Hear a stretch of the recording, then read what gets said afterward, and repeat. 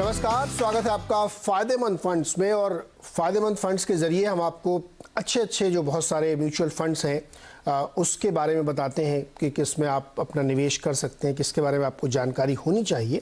तो हर हफ्ते एक फ़ंड और एक फ़ंड मैनेजर से आपकी मुलाकात होती है। इस वक्त बाज़ार जिस जंक्चर पर खड़ा है, एक तेज़ी का माहौल बना है। US में भी अगर आप देखिए तो इन्फ्लेशन ऐसा लग रहा है कि शायद पीक हो गया है और वहाँ पे 2 क्वार्टर से लगातार जो इनकी GDP है वो कॉन्ट्रैक्ट कर गई है। अभी जो कल नंबर आया वो भी गिर के आया है। तो क्या फेड अब बहुत हार्श स्टेप नहीं लेगा, डविस कमेंट्री आ रही, इस तरह की बहुत सारी बातें चल रही, लेकिन उसकी वजह से बाज़ारों में एक ज़बरदस्त तेज़ी का माहौल है। तो यही मौका होता है जब आप अपनी इन्वेस्टमेंट की प्लानिंग करते हैं। बीच में लोग थोड़ा सा वो हो गए थे, हालांकि SIPs में बहुत ज़्यादा तेज़ी बनी हुई थी। तो कौन से वो फंड हो सकते हैं जिस पे आपको नज़र रखनी चाहिए? आज वैसा ही एक फ़ंड है हमारे साथ, निपॉन इंडिया का फोकस्ड इक्विटी फंड। इस नाम से इसका ही फोकस्ड इक्विटी फंड है, तो बहुत कम स्टॉक्स इसमें होते हैं, एकदम फोकस्ड होते हैं और फोकस के पीछे जो प्रीमाइस होता है वो मैक्सिमम प्रॉफिट होना चाहिए। बातचीत करने के लिए हमारे साथ फंड मैनेजर विनय शर्मा है। बहुत लंबा अनुभव है विनय का, और हम लोग जब बातचीत कर रहे थे तो हम लोग ये पूछ ही रहे थे मैं इनसे कि फोकस करना बड़ा कठिन काम होता है कि कैसे ज़्यादा से ज़्यादा प्रॉफिट बनाया जाए। तो विनय, इससे पहले कि मैं आपके फ़ंड के अंदर की बहुत डिटेलिंग करूं, पहले तो मुझे ये बताइए कि बाज़ार में अभी एक चर्चा शुरू हो गई है कि बॉटम बन गया है और एक कैंप करा है कि नहीं ये बेयर मार्केट की रैली। तो आप किस कैंप में हैं? देखिए, हम लोग जनरली शॉर्ट टर्म प्रेडिक्शन तो फेवर नहीं करते हैं, लेकिन अगर आप देखें बाजार में जो मेजर कंसर्न था वो था इन्फ्लेशन। लास्ट फ्यू क्वार्टर से इन्फ्लेशन डेवलप्ड मार्केट में और इंडियन मार्केट में वाज बियॉन्ड रेगुलेटर्स कंफर्ट। तो थोड़ा इन्फ्लेशन का कंसर्न था, थोड़ा वैल्यूएशन का कंसर्न था। Obviously few quarters back valuations were at much higher level and थोड़े पॉकेट्स में वैल्यूएशन काफी हाई थे, स्पेशली जो हाईटेक हाई ग्रोथ पॉकेट्स थे उनमें वैल्यूएशंस काफी हाई थे। सिमिलरली US मार्केट्स में नैस्डैक में वैल्यूएशंस उनके एवरेज से काफी हाई थे। तो कंसर्न था इन्फ्लेशन का, कंसर्न था वैल्यूएशन का, एंड कंसर्न था कि रेगुलेटर्स काफी तेजी से या सेंट्रल बैंक्स काफी तेजी से इंटरेस्ट रेट हाइक करेंगे, जिसका ऑब्वियसली इक्विटी मार्केट्स पे नेगेटिव असर होने का चांस रहता है। तो ये ब्रॉड कंसर्न थे एंड आई थिंक उसमें से थोड़े कंसर्न खत्म तो नहीं हुए हैं बट कम होने लगे हैं। जैसे कि काफी ज्यादा बाजार का ध्यान और बाजार पार्टिसिपेंट का ध्यान अब इन्फ्लेशन से ग्रोथ की तरफ जा रहा है, सेइंग दैट शायद इन्फ्लेशन का तो पीक नजदीक आ गया है या ऑलमोस्ट कभी भी हो सकता है इन्फ्लेशन का पीक तो, लेकिन साथ में growth slow down specially developed markets में काफी हद तक US में एंड यूरोप में, जहां पर एनर्जी कॉस्ट एक बड़ा कंसर्न बनता जा रहा है because of this Russia Ukraine war.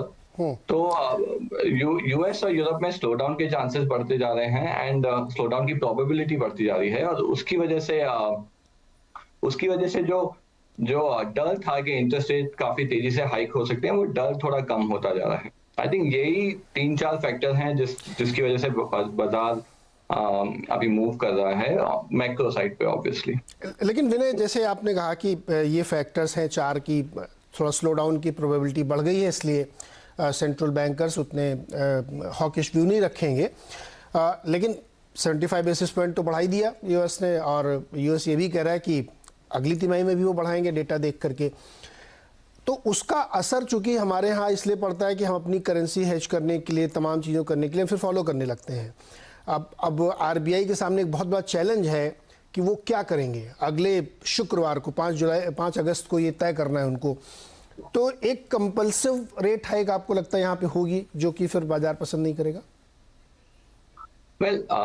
देखिए, मार्केट्स हमेशा फॉरवर्ड लुकिंग होते हैं एंड देयरफॉर इम्पोर्टेंट ये नहीं है कि रेट हाइक होगा या नहीं होगा। ऑब्वियसली उसका शॉर्ट टर्म असर होता है, बट इम्पोर्टेंट ये है कि डायरेक्शन किस तरफ जा रहा है। एंड अगर डेवलप्ड मार्केट्स में after the rate hike reaction देखें तो रिएक्शन ये बता रहा है कि market is starting to believe कि अब यहाँ से रेट हाइक्स स्लोअर होंगी एंड लोअर होंगे। That is the high probability कि इफ अगर ग्रोथ स्लो डाउन होता है और इन्फ्लेशन का स्लो डाउन होता है तो रेट हाइक्स की उतनी जरूरत नहीं रहेगी जितना शायद कुछ क्वार्टर्स पहले लग रहा था। एंड अगर इंडियन फंडामेंटल्स देखें, इंडियन फंडामेंटल्स एक्चुअली आपके most of the emerging market peers से काफी बेटर हैं, इन द सेंस आपके पास क्लोज टू $600 billion रिजर्व्स हैं, which is there, which is a very strong backbone for currency. आपका करंट अकाउंट डेफिसिट ऑब्वियसली अभी challenging है, लेकिन अगर आप देखें कि क्रूड भी has fallen 25-30% in last few months, तो क्रूड का भी ऐसा लग रहा है कि थोड़ा पीक सा हो गया है, और हाई प्रोबेबिलिटी के पीक हो गया है क्रूड का। सो देयरफॉर करेंसी में उतना कंसर्न नहीं लग रहा जितना कि कुछ क्वार्टर्स पहले लग रहा था। And similarly RBI in our opinion would be feeling the same, that that उतना कंसर्न नहीं है जितना पहले होना चाहिए था। सो देयरफॉर इम्पोर्टेंट ये नहीं है कि आरबीआई रेट हाइक करता है नहीं करता, इम्पोर्टेंट ये है कि आरबीआई क्या सिग्नल देता है और इंटेंशन क्या देता है। पॉलिसी हॉकिश रहेगी, न्यूट्रल रहेगी, इन्फ्लेशन किस की डायरेक्शन क्या है, ग्रोथ का डायरेक्शन क्या है। एंड अगर आप देखें तो एटलीस्ट ग्रोथ पे इंडिया का आउटलुक काफी बेहतर लग रहा है compare to most other emerging markets and probably developed markets as well.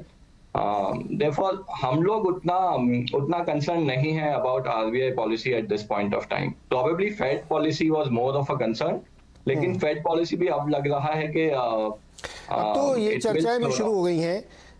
बड़ी दिलचस्प बात ये विनय आपने भी सुनी होगी कि अब तो लोग ये कह रहे हैं कि 2023 कैलेंडर ईयर के फर्स्ट क्वार्टर के बाद हो सकता है रेट काटने पड़े फेड को, क्योंकि जिस तरीके से वो अपनी इकोनॉमी में और डिमांड को किल कर रहे हैं, उससे ऐसी स्थिति बन सकती है कि दोबारा से वो रेट चक्कर शुरू हो जाए। तो आपकी बहुत सही बात है ये कि रुख क्या होता है, वो हॉकिश रहते हैं, डॉविश रहते हैं, ये ज़्यादा मैटर करता है रादर कि वो कितना हाइक कर रहे हैं।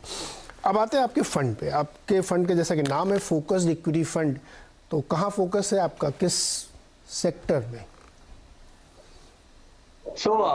अगर आप लास्ट फ्यू क्वार्टर्स से फंड को नोटिस करें तो हम लोग डोमेस्टिक साइक्लिकल्स पे काफी बुलिश रहे हैं last few quarters, probably last 2-3 साल।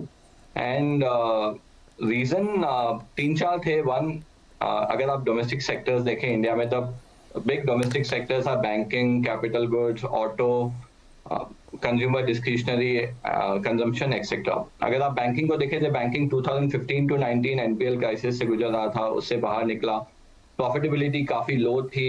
2018-19 PSU banks were almost making losses. 2019 onwards हम लोगों का व्यू था कि एनपीएल क्राइसिस का पीक हो गया है या होने वाला है, and therefore banking profitability will come back to normal scenario, and valuations were very cheap. 2 साल पहले banking valuations were really cheap. So a combination of all that, हम लोग बैंकिंग पे काफी बुलिश थे, एंड अभी भी हमारा प्रेफरेंस बैंकिंग की तरफ है। सेकेंडली, अगर आप इंडिया का capital goods and auto cycle भी देखें, काफी सालों से कैपिटल गुड्स एंड ऑटो में, स्पेशली प्राइवेट केपेक्स में कुछ खास इंडिया में हुआ नहीं है। कॉर्पोरेट्स भी डी-लेवरेज कर रहे थे, जैसा मैंने कहा एनपीएल क्राइसिस था बैंकिंग में, वैसे ही कॉर्पोरेट्स में भी थोड़ा डेट इश्यूज थे, तो कॉर्पोरेट्स भी डी-लेवरेज कर रहे थे, केपेक्स की तरफ कम ध्यान था। एंड अगेन वो सब चेंज हो रहा है धीरे धीरे, जैसे कि ग्रोथ आउटलुक इम्प्रूव हो रहा है नेक्स्ट 2-3 साल। अगर कोई बड़ा शॉक नहीं आता है तो ग्रोथ आउटलुक स्टेडी रहेगा, एंड प्राइवेट केपेक्स के भी रिवाइवल के काफी चांसेस हैं। अगर आप ऑर्डर बुक्स देखें इंजीनियरिंग कंपनीज के last few quarters, order books continuously improve हो रहे हैं, not only from government side तो काफी सालों से अच्छा कर रहा था, बट प्राइवेट साइड से भी अब ऑर्डर बुक्स या नए ऑर्डर्स आना शुरू हो गए हैं। सो देयरफॉर कैपिटल गुड्स एक सेक्टर है जो हम लाइक करते हैं। Then again same for auto, आपका ये पूरा demonetisation plus GST plus covid का शॉक, इसकी वजह से ऑटो एक तरह से डाउनटर्न में चला गया था, specially segments of auto, and now it looks like auto can have a good cycle again अगले 3-4 साल के लिए। सो हमारा प्रेफरेंस इस वक्त डोमेस्टिक साइक्लिकल्स या डोमेस्टिक ओरिएंटेड सेक्टर्स पे ज्यादा है कंपेयर टू ग्लोबल सेक्टर्स। जैसा कि हमने पहले भी बात करी, ऐसा लग रहा है कि ग्लोबली स्लो डाउन हो सकता है। यूरोप में जब तक ये वॉर रहेगा तब तक स्लो डाउन का कंसर्न रहेगा, बिकॉज एनर्जी कॉस्ट एक्चुअली उनको काफी हिट कर रहा है। विनय, सिमिलरली आपने, यूएस में भी because of high inflation slow down के विनय, चांसेस। जो आपने एसेट एलोकेशन किया अपने फंड में, उसमें बैंक्स और फाइनेंस दोनों को अगर मैं जोड़ दूं तो 31% बैठता है।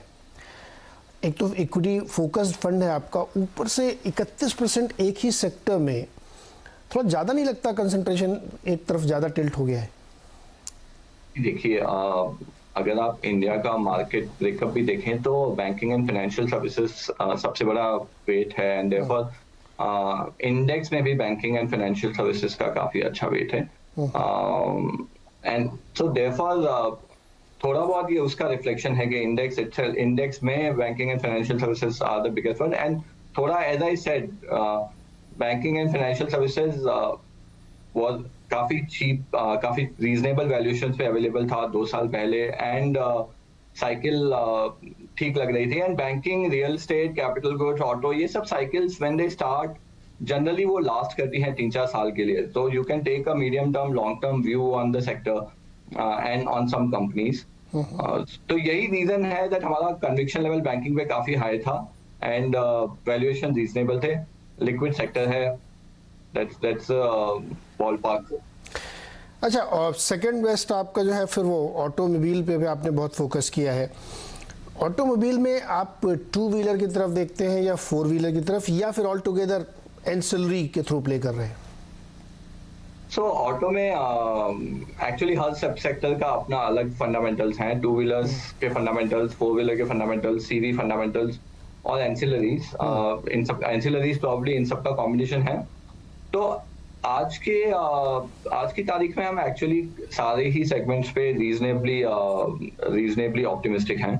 4 व्हीलर्स में लास्ट 4-5 साल में इंडिया की ग्रोथ सिंगल डिजिट में हुई है, एंड अगर आप लॉन्ग टर्म देखें तो इंडिया की ग्रोथ सिंगल डिजिट से ज़्यादा होनी चाहिए, बिकॉज यू है आपके पास फेवरेबल डेमोग्राफिक्स है, आपका मिडिल क्लास कंटिन्यूसली इंक्रीज हो रहा है, इनकम्स कंटिन्यूसली इंक्रीज हो रही हैं, एंड ऑटो पेनिट्रेशन इतना भी हाई नहीं है कि आपका सिंगल डिजिट रिटर्न्स आए। सो देयरफॉर इसलिए 4 व्हीलर्स पे हम ऑप्टिमिस्टिक हैं कि जब ग्रोथ वापस आएगी तो प्रॉब्ली इंडस्ट्री की ग्रोथ सिंगल डिजिट से डबल डिजिट की तरफ मूव करेगी। एंड जैसा कि मैंने पहले भी कहा, वंस ऐसा होता है वो 3-4 साल तक चलता रहता है। तो medium term auto 4 wheeler cycle is looking quite good. 2 wheelers again at some point of time ये Covid disruption and demonetisation disruption, उससे एक पूरा 3-4 साल का डिसरप्शन आ गया था इंडस्ट्री में, जो शायद अब स्टेबल हो रहा है, और स्टेबिलिटी में again these companies will do much better than what they have done over the last 3-4 years. CV cycle, जैसा कि मैंने कहा, CV is a reflection of infrastructure spending, capex cycle. तो वहां पर भी साइकिल अब ठीक लग रही है, because private capex is coming back, government का ध्यान टुवर्ड्स रोड, रेलवेज, जो इस तरह का इंफ्रास्ट्रक्चर है जहाँ सीवी की डिमांड काफी ज्यादा होती है, उस तरफ गवर्नमेंट का काफी अच्छा ध्यान है फॉर क्वाइट सम इयर्स। तो सीवी साइकिल भी ठीक लग रही है। तो it's a combination of all. Actually auto में generally you have to be sub sector specific, but at this point of time probably सारे ही सब सेक्टर ठीक लग रहे हैं। ओके, ऐसे में देख रहा था कि आईटी में आपने काफ़ी ज़्यादा एक्सपोजर ले रखा है सिंगल स्टोर कंपनी में, जबकि वो बहुत बड़ा एक पैक है। इसको मैं इस तरह से भी पूछ सकता हूँ आपसे कि 2 तरह की कंपनीज चल रही हैं, एक तो जायंट पुराने दिग्गज हैं और एक मिड कैप नए तरीके की कंपनीज हैं, नए से प्लस मिड कैप कंपनीज हैं, लेकिन आपने उसमें से एक चुना और बहुत सारी कंपनीज छोड़ दी, या आपको लगता है कि वही एक कंपनी काफ़ी है? देखिए, एक तो जैसे कि मैंने पहले भी कहा कि आईटी और जो न्यू टेक्नोलॉजी सेक्टर था वो कुछ क्वार्टर्स पहले काफी एक्सपेंसिव लग रहा था, and specially mid cap IT, अगर आप उनके लास्ट 5 साल या 10 साल के वैल्यूएशन से कंपेयर करेंगे, लास्ट ईयर और लास्ट 18 मंथ्स में उनके वैल्यूएशंस काफी ज्यादा हाई थे, क्योंकि ऑब्वियसली कोविड की वजह से उनको एक बूस्ट मिला, work from home, digital requirement companies का, उसकी वजह से मिड कैप आईटी को काफी फायदा हुआ, और उनके वैल्यूएशंस काफी ऊपर चले गए कंपेयर टू देयर पास्ट। तो वो एक सेक्टर था जो हमने अवॉइड किया लास्ट फ्यू क्वार्टर्स से, और हम मिड कैप आईटी में इन्वेस्टेड नहीं थे। एंड ओवरऑल इन जनरल जैसे कि मैंने पहले भी कहा, फंड का जो प्रेफरेंस था वो डोमेस्टिक साइक्लिकल्स की तरफ था, और आईटी जो है वो एक ग्लोबल सेक्टर है, और global economy is more important for IT companies than Indian economy. तो इसलिए आईटी में हम लोग अंडरवेट थे लास्ट फ्यू क्वार्टर से, और at least as of now that stance continues, that domestic cyclicals का preference over global companies, that continues. मैंने हमने काफ़ी कुछ समझा आपसे सेक्टर्स की, मार्केट की, तमाम सारी चीज़ों के। अब एक बेसिक क्वेश्चन पे हम लोग आते हैं जो बड़े मन में लोगों को चलता रहता है कि स्टॉक सिलेक्शन कैसे करते हैं आप लोग, किसी भी सेक्टर का हो, उसमें आप ग्रोथ के पैरामीटर्स अप्लाई करते हैं या आपको लगता है कि वैल्यू होनी चाहिए, ज़्यादा अच्छे प्राइस पे आपको मिल रहा हो, कैसे सिलेक्शन करते हैं आप?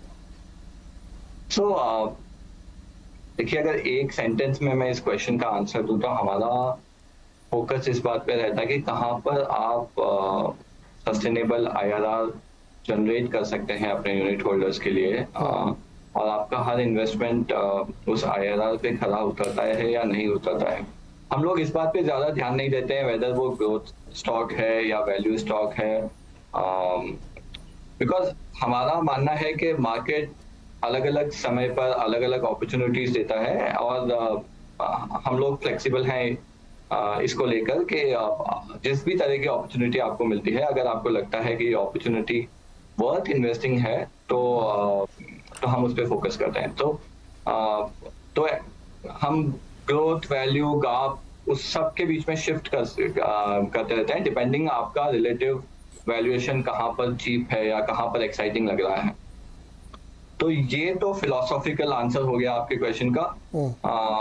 और जैसे कि मैंने कहा शुरू में कि फंड का प्रेफरेंस होता है कि आप डोमेस्टिक सेक्टर्स पे ज्यादा बुलिश हैं इस पॉइंट पे या ग्लोबल सेक्टर्स पे ज्यादा बुलिश हैं, कौन से सेक्टर अट्रैक्टिव लग रहे हैं, और फिर उन सेक्टर्स में कौन सी कंपनीज हैं जिनका अच्छा कॉम्पिटिटिव मोट है, जिनका वैल्यूएशन रीजनेबल है, जहां पर मैनेजमेंट इन्वेस्ट कर रहे हैं फ्यूचर में, और जिनका फ्रेंचाइज आपको रीजनेबल वैल्यूएशन पे अभी मिल रहा है और आपको लगता है कि उस फ्रेंचाइज का वैल्यू मीडियम टर्म में काफी अच्छा हो सकता है कंपेयर टू जिस भी समय आप इन्वेस्ट कर रहे हैं। तो इस सब का कॉम्बिनेशन होता है द सिलेक्शन प्रोसेस। तो आई डोंट नो अगर मैंने आपका आंसर सही से आंसर किया है नहीं। आंसर तो सही दिया, इसमें एक सप्लीमेंट्री क्वेश्चन और पूछूंगा तो आंसर कंप्लीट होगा। अब चूंकि आपका फोकस फंड है, नंबर ऑफ स्टॉक्स काफ़ी कम है, तो जैसे हम लोग होते थे ना बचपन में, स्कूल में पढ़ते कहीं पढ़ते तो बच्चे को टास्क दिया जाता था भाई परफॉर्म करो, तो कितने दिन तक वो परफॉर्म करता है या नहीं करता इस पर तय होता था। तो आप लोग किसी स्टॉक को कितना समय देते हैं, बर्दाश्त करते हैं कि भाई अब तो चल जा, परफॉर्म कर दे, नहीं तो मैं तेरे को बदल दूंगा। तो चर्निंग कितनी महत्वपूर्ण है आपके फंड के लिए, चूंकि बहुत फोकस्ड है तो उसको परफॉर्म तो करना पड़ेगा। तो वो चर्निंग का प्रोसेस क्या है, कितने समय अपने स्टॉक बदल देते हैं आप? देखिए, जैसे कि मैंने कहा, हर इन्वेस्टमेंट का एक थीसिस होता है, उसके पीछे एक फिलॉसफी होती है। तो पीरियोडिकली हम ऑब्वियसली अपनी थीसिस को टेस्ट करते रहते हैं वेदर हम सही डायरेक्शन में वर्क कर रही है थीसिस या नहीं कर रही है, कंपनी सही स्टेप्स ले रही है या नहीं ले रही है, सही इन्वेस्टमेंट कर रही है या नहीं कर रही है, शेयर होल्डर फ्रेंडली है नहीं, ऑल दोज थिंग्स। तो वो पीरियोडिक इवैल्यूएशन तो हमेशा on every day basis, every week basis, every month basis वो पीरियोडिक इवैल्यूएशन तो चलता ही रहता है। लेकिन आपका क्वेश्चन था कि हम कितना समय इन्वेस्ट करना चाहेंगे, वो समय एक्चुअली उतना इम्पोर्टेंट नहीं है। अगर हमको लगता है कि फंडामेंटल्स कंपनी के सही डायरेक्शन में मूव कर रहे हैं और उसकी वैल्यू अभी जो है उससे काफी ज्यादा होनी चाहिए या उसमें इन्वेस्टर्स के रिटर्न बन सकते हैं, तो हम उस कंपनी को इनफ समय देना चाहेंगे। और हम in that sense we are very patient. So समय is not a problem. Obviously, equity investments का आउटलुक लॉन्ग टर्म होना चाहिए, एंड therefore at least 2-3-4 साल is the minimum आउटलुक किसी भी इन्वेस्टमेंट का। तो that medium term and long term view रहता है हर इन्वेस्टमेंट पे, और पीरियोडिक इवैल्यूएशन हमेशा रहता है कि वेदर आपकी थीसिस सही जा रही है या नहीं जा रही। That is I think more important than कितना समय और कितना चर्निंग। I think that वो हमारे लिए उतना इम्पोर्टेंट नहीं है।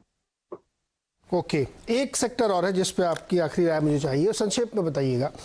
जैसे जो फार्मास्यूटिकल है, तो मेडिसिन वाले की बजाय जो हॉस्पिटल सेक्टर है, जो पैथोलॉजी सेक्टर है, इसमें बहुत ज़्यादा डिसरप्शन देखने को मिल रहे हैं हाल फिलहाल में। और चाहे मेडिसिन चेन्स हो या हॉस्पिटल्स हो, खासतौर पे ये जो पैथोलॉजी वाले, इसमें तो आपने सुना ही होगा कि बहुत ज़्यादा डिसरप्शन आने दिख रहा है। इस सेक्टर पे आप लोगों की दिलचस्पी होती है क्या?